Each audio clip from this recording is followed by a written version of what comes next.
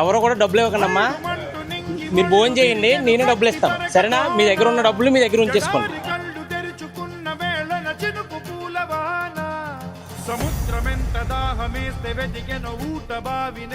వీళ్ళందరూ కూడా భోజనం చేయడానికి 5 రూపీస్ కూడా ఉండవు ఒక్కొక్కసారి.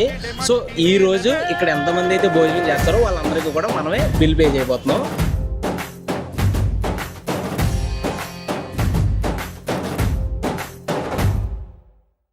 పదర పదరా నీ అడుగుకి పదును పెట్టి పదరా, నీ అడవిని చదును చెయ్యి మరి వెతుకుతున్న సిరి దొరుకుతుంది కదరా.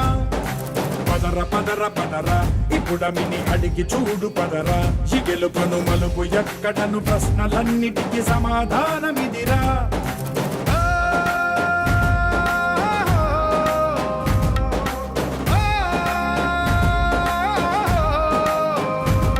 నీ కథ ఇదిరా.